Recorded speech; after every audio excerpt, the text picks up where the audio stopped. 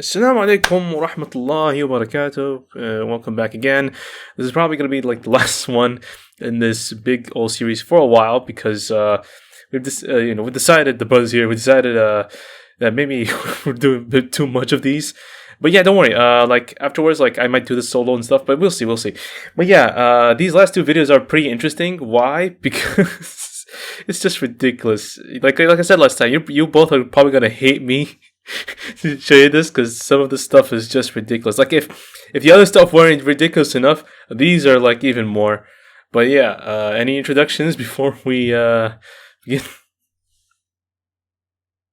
No, that's it. I mean, let's start. We're in the end game now. Yeah. Let's go. Yep, let's go. All right, let me just share a screen. Okay, here we go. Assalamu alaikum. The Talmud teaches that you either obey the sages or you deserve the death penalty. So let's get into it. So they're going to begin by quoting Song of Songs. So they're going to quote the end of verse 13. Song of Songs, it is an allegory. It's presented as a dialogue between a lover and his beloved, but really it means something else. And the way that Jews interpret this is that it's about the relationship between God and Israel. So I'll read from verse 12, and then you'll kind of get the sense of what it's about. Let us go early to the vineyards to see if the vines have bud, if their blossoms have opened, and if the pomegranates are in bloom. There I will give you my love. The mandrakes send out their fragrance, and at our door is every delicacy, both new and old, that I have stored up for you, my beloved. So the red is what they're going to quote here. And so new and old, which I have laid up for you, O my beloved. The congregation of Israel said before the Holy One, blessed be He, and continued, Master of the universe, I have decreed many decrees upon myself through the enactments and ordinances of the sages, more than what you decreed upon me in the Torah, and I have fulfilled them. These are the new laws which were added to the old ones stated in the Torah. So here we have it explicitly stated that the rabbis added new laws to the Torah. It was related that Rabbi Hista said to one of the sages who had arranged the traditions of the Agada before him, "Did you hear what the meaning of new and old is?" He said to him, "These, the new, are the more lenient mitzvot, and these, the old, are the most stringent mitzvot." We're going to get to this. So this Rav says this cannot be, for was the Torah given on two separate occasions, i.e. were the more lenient and more stringent mitzvot given separately. Rather, these, the old, are mitzvot from the Torah, and these, the new, are from the sages. So here you go, clearly admitted that the sages added new laws into the Torah. And so Allah says in the Quran, Ya ayyuhallazina amanu la tuharrimu tayyibati ma ahallallahu lakum wa la ta'tadu inna Allah la yuhibbul mu'tadin. O you who have believed, do not prohibit the good things which Allah has made lawful to you, and do not transgress. Indeed, Allah does not love the transgressors. Mm-hmm. But yet the rabbis took it upon themselves to make prohibited what God allowed. So that's essentially shirk, because shirk meaning idolatry, making a partner with God, because you're giving someone the authority that only God has, which is to prohibit and to permit things. Now, Jews try and run away with this by saying, "Oh no, this is just like a hedge around the fence." What they mean is these are just extra precautions that the rabbis ordained so that we wouldn't break any of the Torah laws. But that's not what it is. They just say that. In reality, they added these laws, and we're going to see that here in a second as well, clearly. Anyway, Rava expounded another verse in similar fashion. What is the meaning of that which is written? And more than these, my son, be careful of making many books. There is no end, and much study is a weariness of the flesh. My son, be careful to fulfill the words of the sages, even more than the words of the Torah. So you see, they quoted that verse, and their explanation is, this means, my son, be careful to fulfill the words of the sages, even more than the words of the Torah. So not only did they come up with new laws, they said these laws are more important than even the laws of the Torah. For the words of the Torah include positive and negative commandments, and even with regard to the negative commandments, the violation of many of them is punishable only by lashes, whereas with respect to the words of the sages, anyone who transgresses the words of the sages is liable to receive the death penalty, as it is stated, and whoever breaches through a hedge, a snake shall bite him.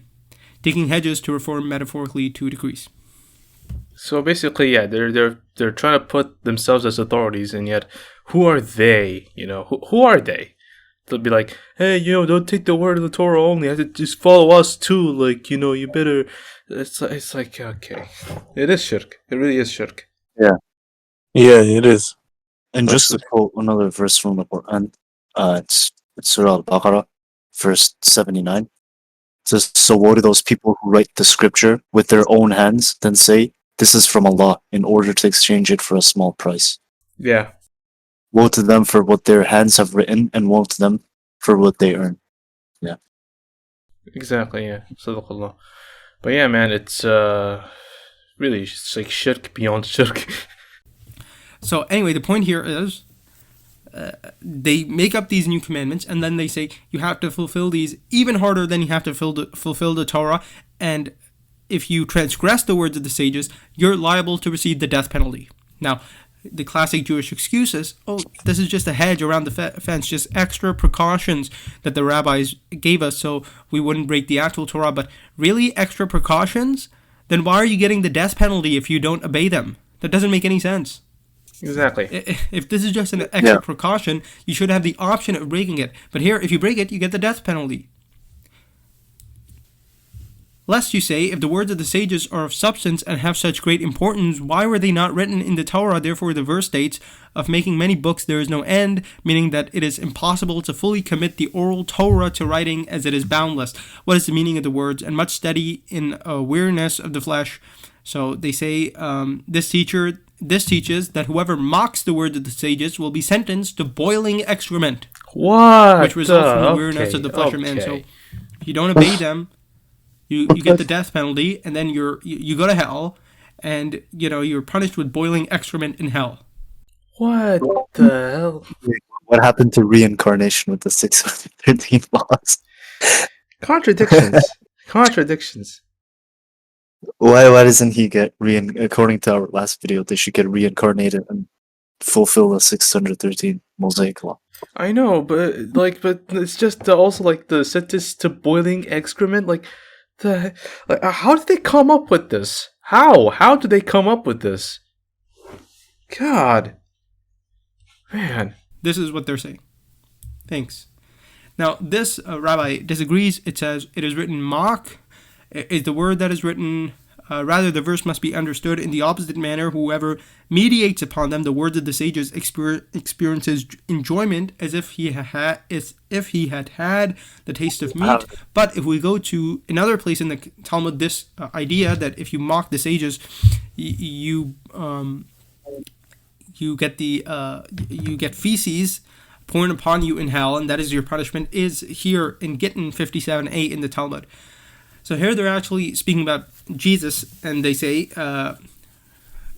this guy went and raised Jesus the Nazarene from the ground through necromancy. Onkelos said to him, who is most important in that world where you are now? Jesus said to him, the Jewish people. Onkelos asked him, should I then attach myself to them in this world? Jesus said to him, their welfare you shall seek, their misfortune you shall not seek, for anyone who touches them is regarded as if he were touching the apple of his eye. Onkelos said to him, what is the punishment of that man? A euphemism for Jesus himself in the next worlds. Jesus said to him, he is punished with boiling excrement. Yeah, no, as the master said, anyone who mocks the words of the sages will be sentenced to boiling excrement. So here you have it confirmed that if you mock the words of the sages, you're sentenced to boiling excrement. Previously, if you transgress their words, you're sentenced to the death penalty. But somehow this is not adding new laws. No, it is. They're adding new laws, right? As if they're God and they have the authority to add laws. And then they're saying these are even more important than Torah, right? I showed that to you here. They said here, my son, be careful to fulfill the words of the sages even more than the words of the Torah. Now, there is disagreement about if this is Prophet Jesus, peace be upon him, or someone else, but, I'll leave that for another time. I will mention in Matthew 23, Jesus does mock them. You also teach that it doesn't matter if a person swears by the altar. Are you saying that it does matter if someone swears by the gift on the altar? Are you blind? Etc. So he does mock them. And that is why it seems they're responding by saying he's burning in hell in feces. So because there's disagreement, I won't touch on that right now. I'll just stay on topic, which is Eruvin 21b. Here they give an example. So it once happened, so this is concerning the significance of observing the words of the sages as they say here. The Gemara relates. It once happened that Rabbi Akiva was incarcerated in prison, and Rabbi Yehoshua Hagarsi would come to the prison to attend to his needs. Every day his disciples would bring him water in a measured quantity. One day the prison guard met Rabbi Yehoshua Hagarsi and said to him, "The amount of your water today is more than usual. Perhaps you need it in order to soften the walls and thus undermine the prison." He then poured out half the water and gave him the other half to take in Rabbi Akiva. So the water was more than usual, so he just poured half out and just gave Rabbi Akiva half. Right? So when Rabbi Yehoshua came to Rabbi Akiva and the latter saw the small amount of water he had brought, because of course half of it was poured out, he said to him, "Yehoshua, do you not know that I am old and my life depends on your life?" Meaning no one else brings me water, so if you bring me less than I need, my life is endangered. After Rabbi Yehoshua related to him the entire incident, Rabbi Akiva said to him, "Give me water so that I may wash my hands." Rabbi Yehoshua said to him, "The water that I brought will not suffice for drinking. How will it suffice for washing your hands?" He said to him, "What can I do? For transgressing the words of the sages and eating without first washing hands, one is liable to receive the death penalty." Whoa. So if you don't wash your hands, you're dead? Oh. God. Okay. Nah, these, I don't know. "Oh, it is better that I should die by my own death by thirst, rather than transgress the opinion of my colleagues who enacted that one must wash hands before eating." So the sages, so here as it's mentioned, it's if he doesn't wash his hands, it would be transgressing the words of the sages who said wash hands before eating. And so this is not in the Torah, this is the words of the sages. And he's like, wow, even though I'm in a life and death situation, I have to obey the sages. If I don't, I'll get the death penalty, so I'm dying either way. They said that he would not taste anything until Rabbi Yehoshua brought him water and he washed his hands. When the sages heard about this, they said, "If in his old age and weakened state he is still so meticulous in his observance of the mitzvot, how much more so must he have been in his youth? And if in prison he is so scrupulous in his behavior, how much more so must he have been when not in prison?" They mention a prohibition stemming from sanctity is referred to secondary relationships forbidden by rabbinic law. And why is this called a prohibition stemming from sanctity? Abeya said, "Whoever fulfills the words of the sages is called sacred." Right? So, and then they say here, whoever does not fulfill the words of the sages is not called sacred, he's called wicked. So here we have another example of them sort of, saying the words of the sages are so important, you have to keep them. If you don't, you're wicked. Here we have another example. Yeah. So one who violates a decree of the sages, it is permitted to call him a transgressor.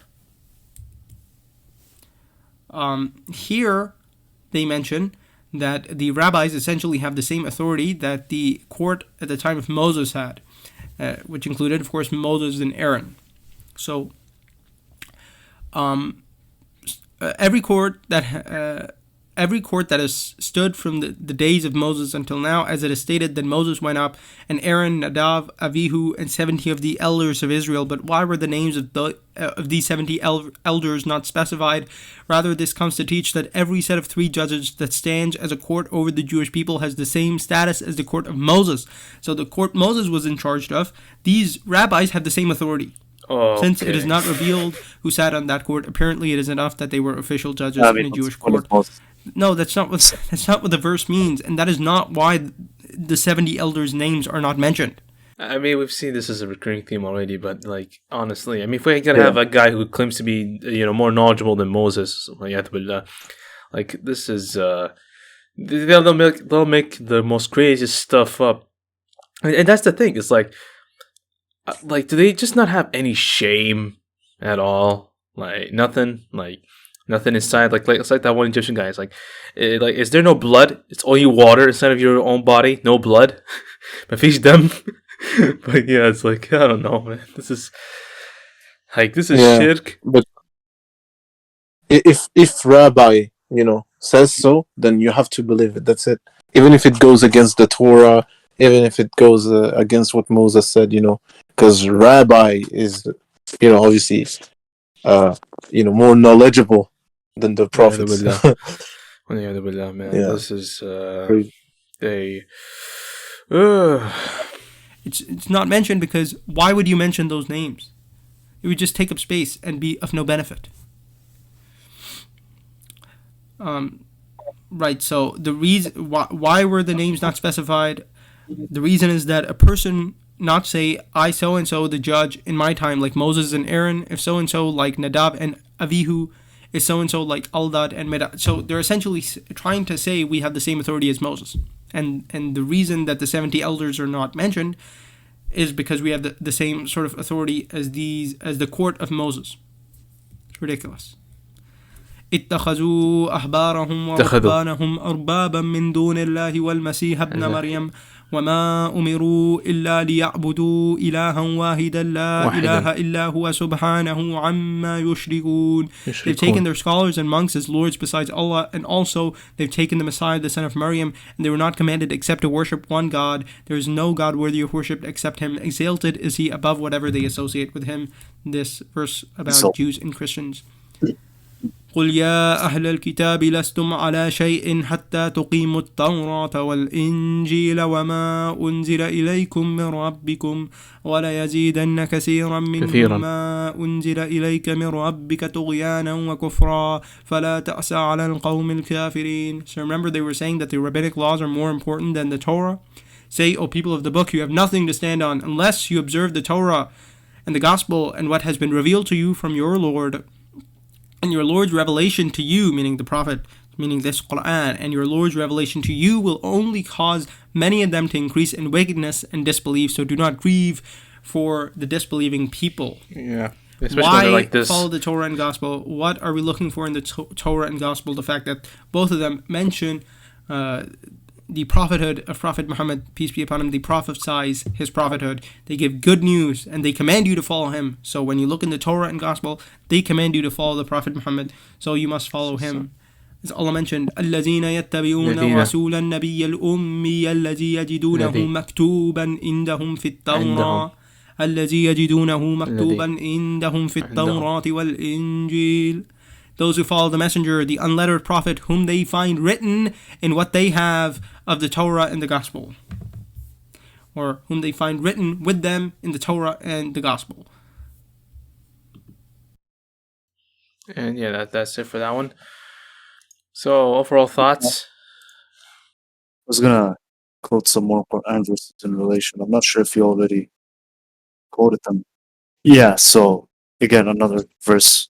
It's Surah Al-Ma'idah, verse 13. It says, so for their breaking of the covenant, we curse them as in the Jews, and make their hearts harden. They distort words from their proper places, i.e. usages, and have forgotten a portion of which they were reminded. And you will still observe deceit among them, except a few of them. Yeah. Oh, yeah, man. Yeah, I mean, even the Quran is claiming that even, you will still see these, rabbis and most of these people, they accept a lot of these, Talmud and Mishnah, and a lot of where the sages and the rabbis are raised to a status higher than the Torah and Musa has that. Yeah. Which is like shirk and stuff, yeah. Unacceptable, really. Unacceptable. But yeah, and here's the last one. Assalamu alaikum. The Talmud says that whoever questions the benefit of the sages, meaning the rabbis, the old rabbis, they will have no share in the hereafter, meaning they will not be going to heaven. Sanhedrin 99b. The Mishnah teaches that those who have no share in the world to come include an epikoros. So these two rabbis say this is one who treats a Torah scholar with contempt.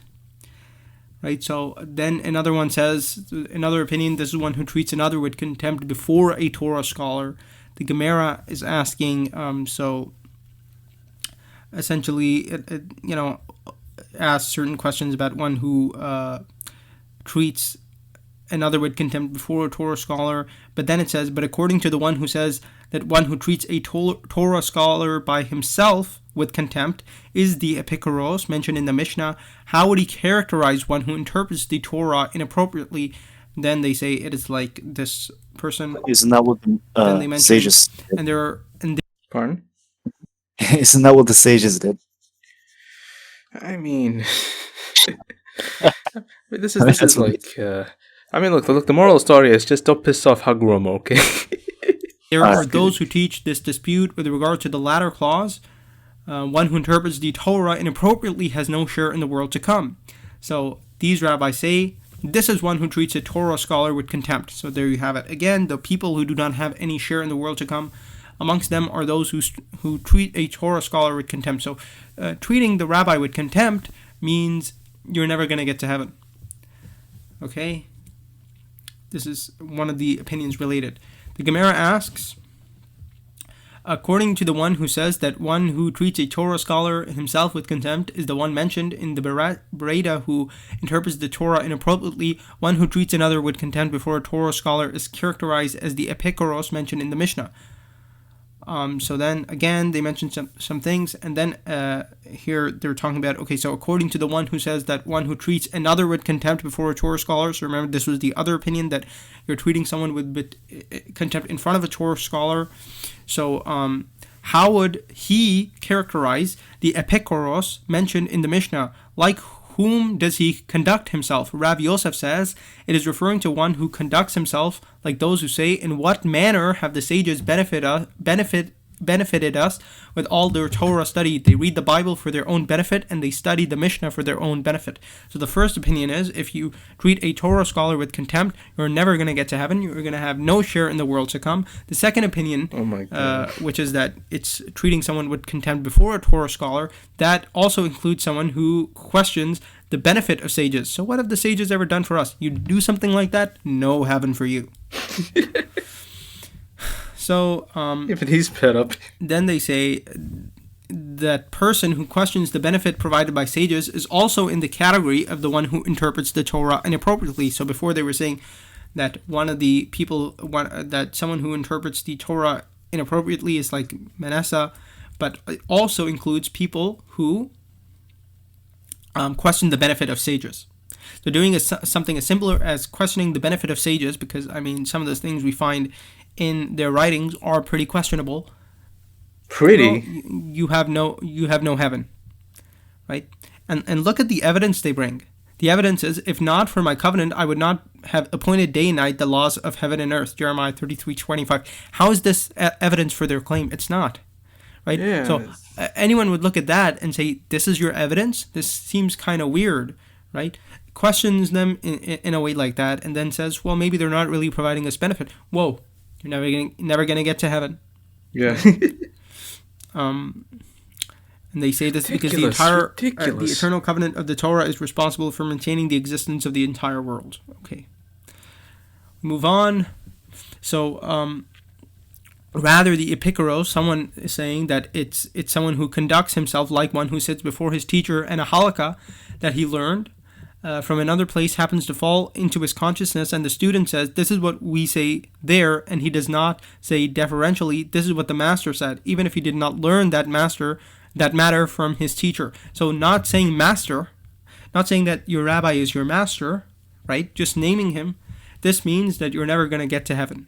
Rabbi said the term epikuros is referring to one who conducts himself like those from the house of Binyamin the doctor who say, in what manner have the sages benefited us with all their Torah study? Never. Never have they permitted a raven for us, nor have they prohibited a dove for us. They merely tell us matters stated explicitly in the Torah. So if you're questioning how have the sages ever benefited us, you're not going to be in heaven, you might be in hell, turns out, right? Or if you go as far as to actually insult them and stuff, you get boiling excrement. It's like they're undecided. They're undecided. My God. And if you don't say master to your rabbi, if you don't call him by the name master, then there you go. No heaven for you. No share in the world hereafter for you, right? No good share. Only bad share.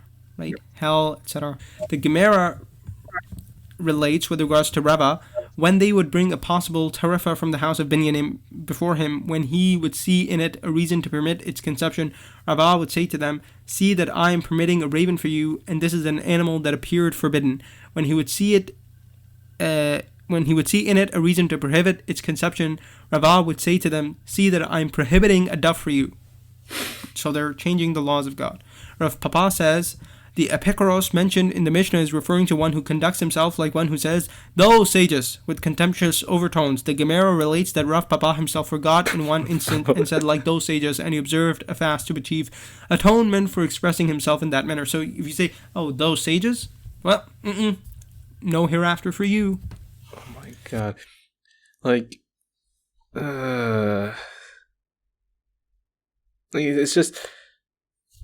Like, I had something I wanted to say, but I forgot. Because of how ludicrous, like, all this stuff is. Like, listen, just me listening to all this ludicrousy just made me forget what I was about to say. God. Oh my lord. Yeah, no. Ugh. And a epikuros is one who calls his teacher by his name and does not call him rabbi. Right? Just because you don't say rabbi once, well, no hereafter for you. Where are they getting this stuff from? Yeah, from the their verses they're quoting are completely out of context. From nowhere. So, here we find the Holy One, blessed be He. So here we have a certain elder said to Rabbi Yirmiyah, "Well done." And so Rabbi Yohanan said, "Well done." Rabbi Yirmiyah said to Rabbi Zera, "Does a statement of that sort, when one who is not a Torah scholar says to a sage that his statement is correct, seem like the irreverence typical of an epikuros?" He said to him, "But isn't he supporting your argument?" He meant no disrespect. Rather, if you heard that at times supporting the statement of a sage is irreverent, this is what you heard. It is like the case in which Rabbi Yohanan sat and taught. The Holy One, blessed be He, is destined to bring precious stones and jewels that are 30 by 30 cubits, and he will bore in them an opening 10 cubits wide by 20 cubits in height, and place them to serve as the gates of Jerusalem, as it's stated. A certain student mocked him and said, "Now, at present, we do not find precious stones comparable in size to the egg of a palm dove. Will we find stones as large as those that you describe?" Sometime later, that student's ship set sail at sea. He saw the ministering angels cutting precious stones that size. He said to the angels, "For whom are these stones?" The angels said to him, "The Holy One, blessed be He, is destined to place them at the gates of Jerusalem." When the student returned, he found Rabbi Yohanan, who was sitting and teaching. The student said to him, "My teacher, teach, and it is fitting for you to teach. Just as you said with regard to the precious stones." So I saw Rabbi Yohanan said to him, "Good for nothing. If you do not see it, you would not believe it. You are one who mocks the statements of the sages." Rabbi Yohanan directed his eyes towards him in anger and rendered him a pile of bones. So he killed him. Wow, whoa. Rendered him a pile of bones? Oh man. What is this? Rendered him a pile of bones? That is brutal. Jeez. It is. Just because someone has an opinion, you just turn him into a freaking skeleton?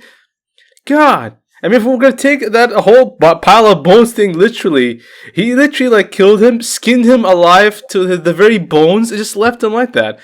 God. Just because he had a little opinion on him. And then they blame us, and then we're the bad guys. We're the ones who are you stubborn and stuff, and we're the ones who don't accept this. These freaking people, okay, I remember. No wonder we have freaking atheist Jews. No freaking wonder. Look at this. We're into a pile of bones. Yeah, but the thing is, I don't think most Jews even read the Talmud, to be honest. I don't think so. They just observe the Torah. I mean, buddy. So wink. Firstly, most Jews, they don't even observe the Torah, so That's true. They also are cute Jews anyway, but no. Run into a pile of freaking bones. Oh, here we go. Let's see this next part. In the sages. As we saw here in Eruvin 21b, it's mentioned, at the bottom here, this teaches that whoever mocks the words of the sages will be sentenced to boiling excrement. Rabbi then disagrees here, but it's confirmed in Gittin 57a.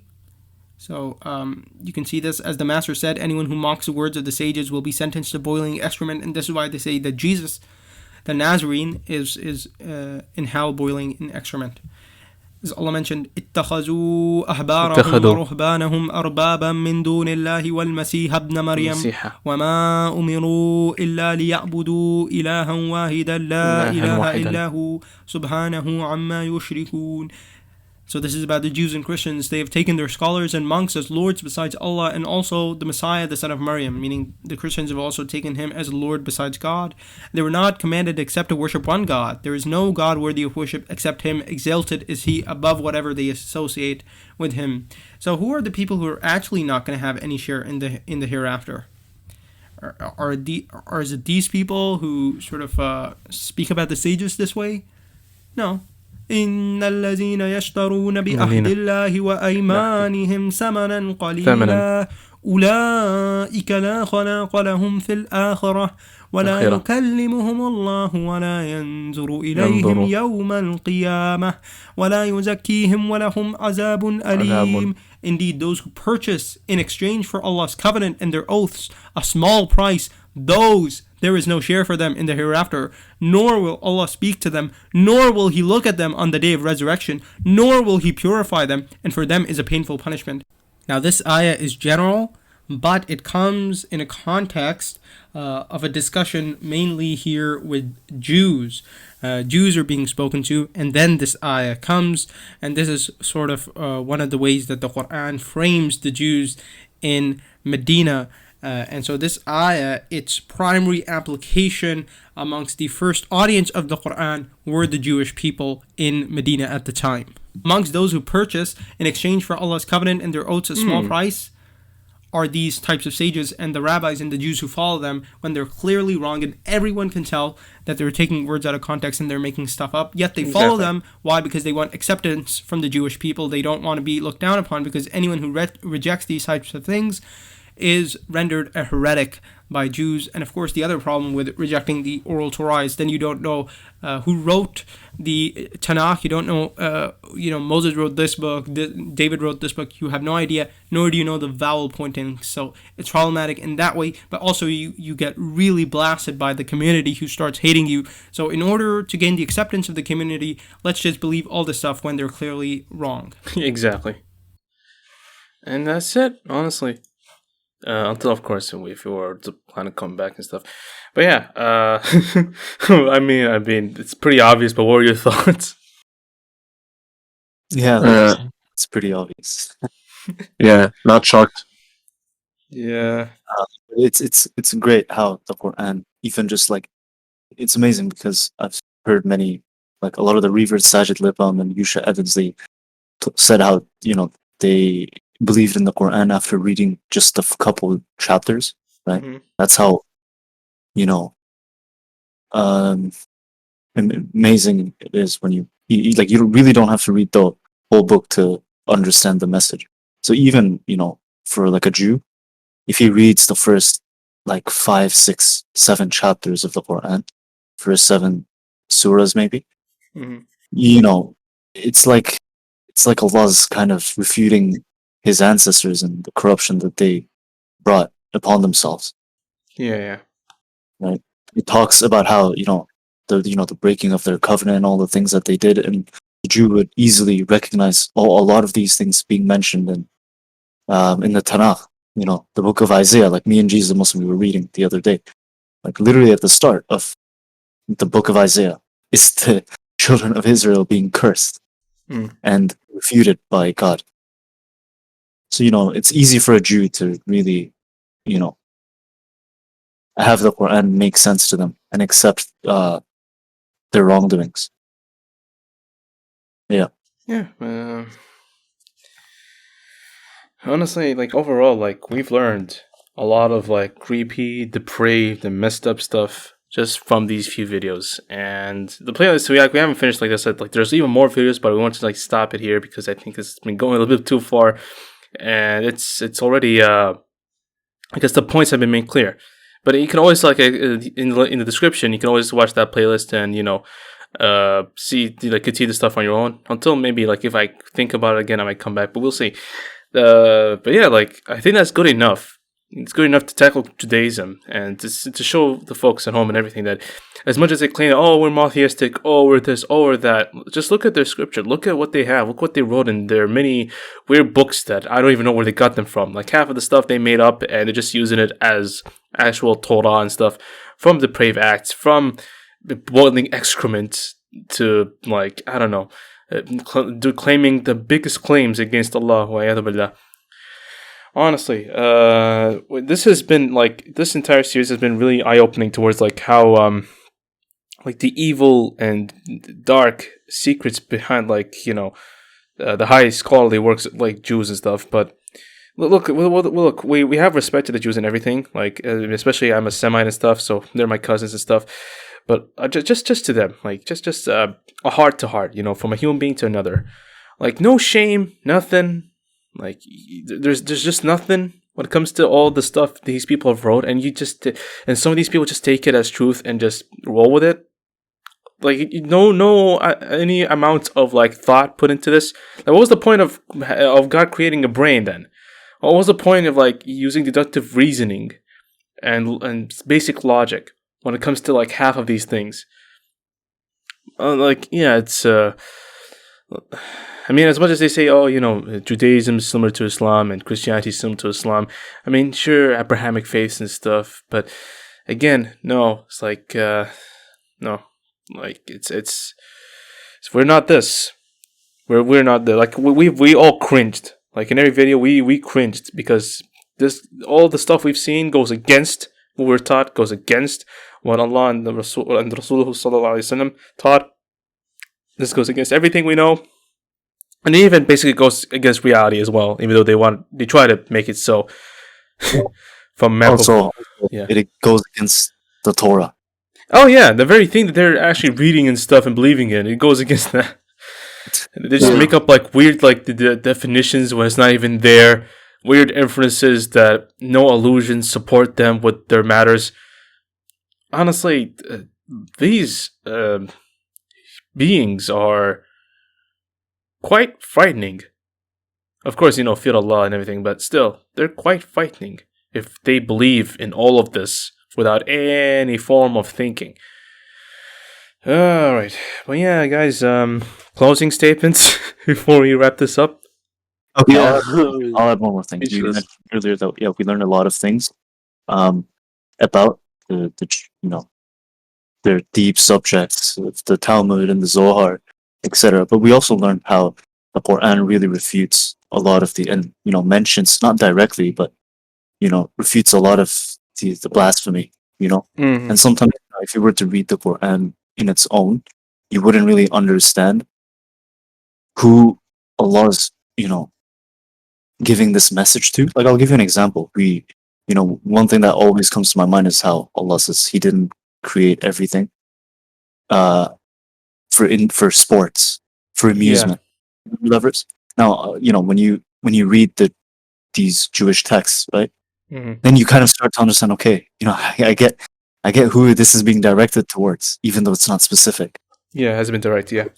So yeah, we didn't just learn a lot about the Jewish scriptures. We also learned how the Quran refutes a lot of these, and it also like backs up the prophethood of Muhammad sallallahu alaihi wasallam. Yeah. Because there's no way, you can make the claim that he learned about all those, all those scriptures and refuted them one by one. No, it's a miracle. It's miraculous. Yeah. And and to the Muslims at home and stuff, if you ever happen to meet up and discuss matters with Jews and stuff, bring these stuff up, see what they have to say. Of course, they'll probably make excuses or they probably don't know what you're talking about, but see what they have to say and try to convince them. Like, being like, guys, this isn't right. Like, all the stuff that's been written, all the stuff that we've seen and stuff, it's not right. It can't be right. And then just invite them, by giving them a Quran or something. Just tell them to like read with an open mind, look through things. And, like if God wills that they be guided, then they'll be guided, of course. But yeah, all we were doing with this entire series was just to warn people of, the stuff that they just don't know. Like, I don't reckon, like, a lot of people know what we've seen throughout the series. And yeah, I mean, it's a bold claim, but frankly, it's terrifying. And I mean, ignorance is bliss on one hand, but on the other, like if they get presented with this stuff, at least now with the series, they're prepared to respond because this is nightmarish. Y'all probably, I don't know if any of you even survived this long, but yeah, man. I mean, at least we survived, and proving Islam has, although he was like pretty fed up with what he was reading throughout the entire thing. But yeah, man. Anyway, this will probably be the last one for a while. So anyway, take care, stay safe. Wa ma'as salama wa rahmatullahi wa barakatuh.